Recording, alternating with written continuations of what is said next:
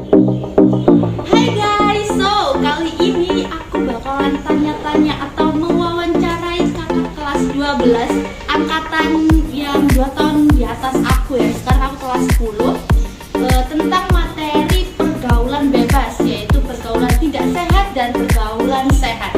Pergaulan sehat kali ini kita akan tanya ke dua orang kakak cantik yang sekarang ada di kelas 12 IPA 1. So, mari kita tanya-tanya.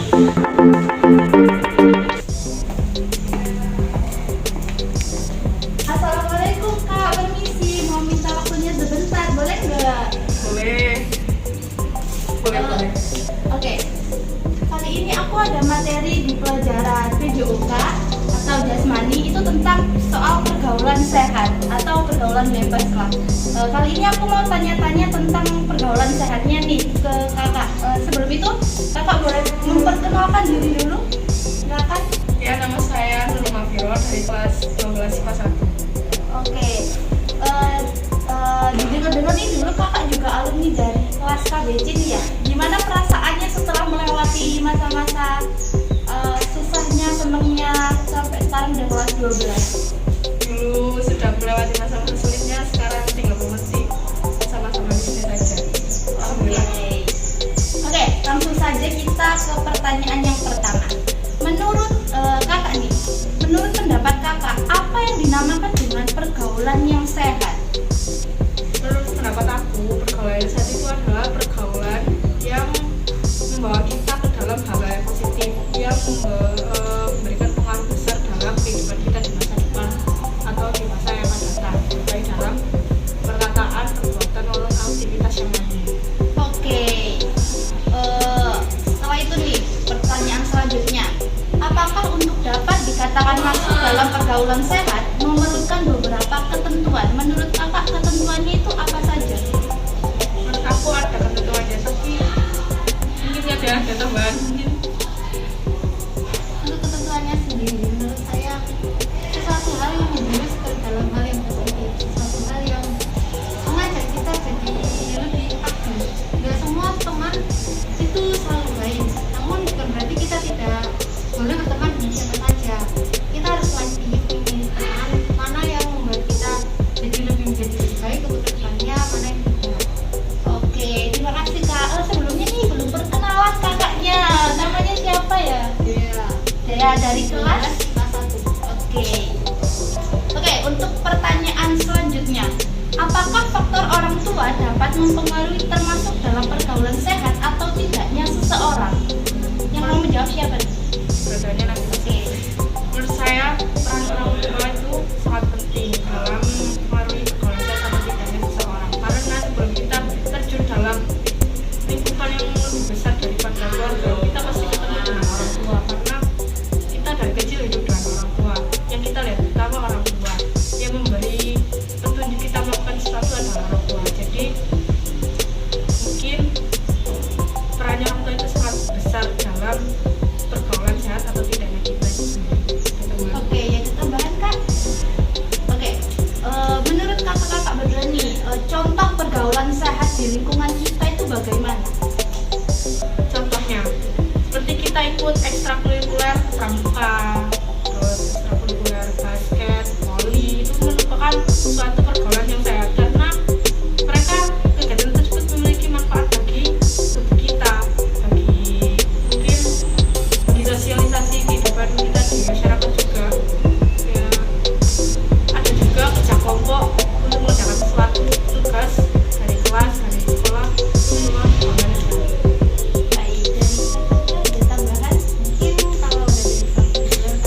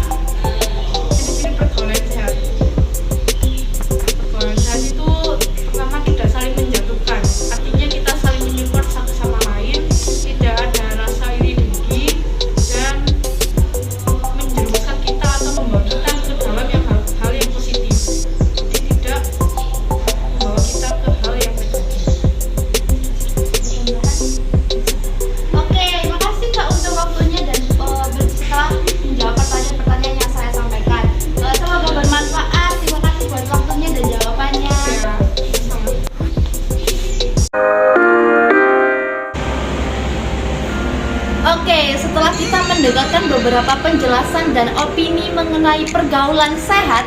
Kali ini kita akan mendengarkan penjelasan mengenai pergaulan tidak sehat atau pergaulan bebas. Kali ini siapa ya yang mau kita wawancarai? So, let's go.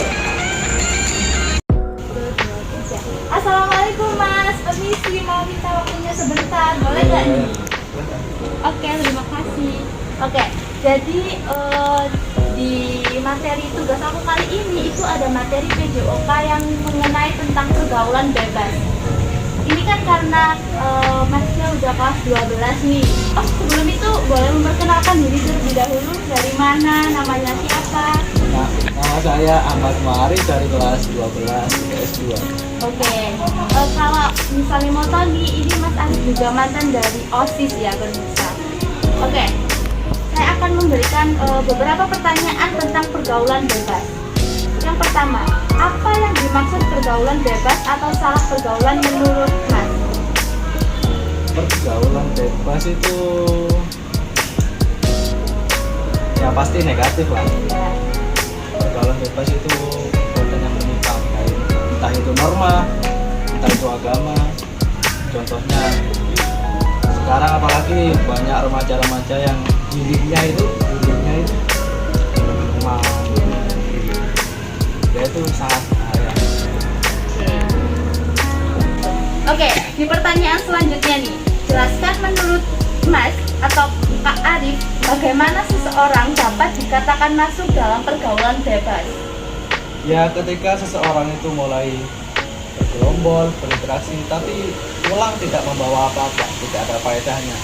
Ya seperti yang sebutkan tadi, minuman keras, apalagi kalau balapan liar, yang ada bahaya, dikejar polisi, bisa jatuh, seperti itulah. Itu yang menurutkan yang dapat dikatakan seseorang itu ke pergaulan bebas. Berarti lebih ke arah sisi yang negatif ya Mas? Ya.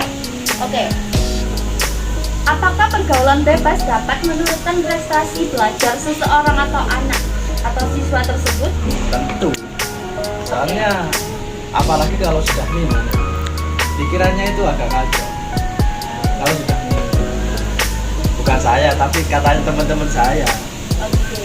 Bahkan ada yang bilang kalau mereka sudah pusing mikirin, apalagi yang kerja mikir kerjaan, larinya ke minum.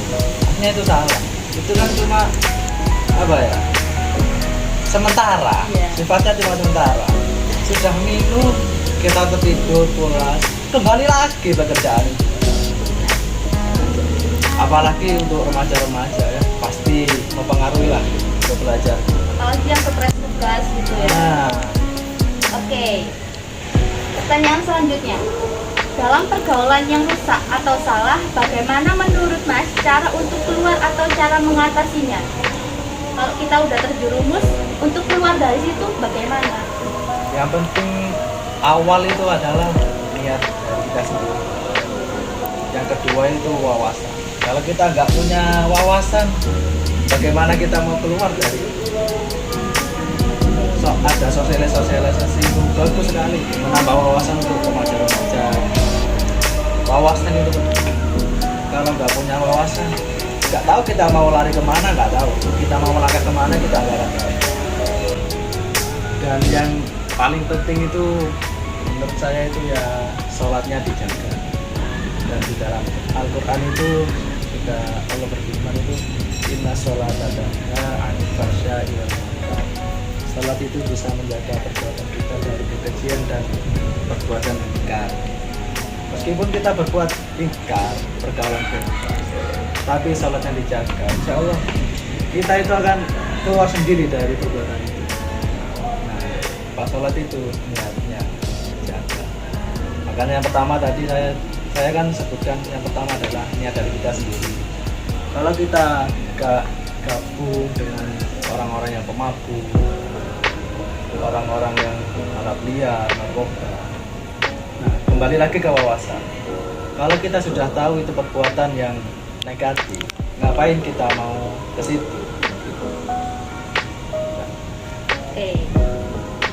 Oke, untuk pertanyaan yang terakhir nih, usaha apa sih yang dapat dilakukan untuk menghindari atau meminimalisir dampak negatif pergaulan bebas? Sering-sering kumpul dengan teman-teman yang bisa ngajak kita ke kebaikan. Itu salah satunya. Ibarat kata itu kalau kita bersebelahan dengan penjual minyak wangi, kita ikutan wangi. Sebaliknya kalau kita bersebelahan dengan penjual sate, kita akan merasa percikan panasnya. Nah, carilah teman yang sekiranya bisa membuat kamu itu merasa lebih baik lagi. Cari teman itu ya cari teman yang sebanyak-banyaknya ya benar. Tapi yang semua teman itu bisa dijadikan teman, tapi kita harus memilih dan memilah. Teman itu penting. Berarti walaupun memilih atau memilah, tapi kita tetap menemani semuanya juga. Maksudnya tidak memandang rendah sebelah pihak. Oke, terima kasih Mas untuk waktunya dan setelah menjawab pertanyaan dari saya, semoga dapat bermanfaat. Oke, wassalamualaikum warahmatullahi wabarakatuh. Gimana? Udah paham belum tentang pergaulan sehat dan pergaulan tidak sehat kali ini? Demikian wawancara yang dapat saya sampaikan. Mohon maaf apabila ada kesalahan. Wassalamualaikum warahmatullahi wabarakatuh.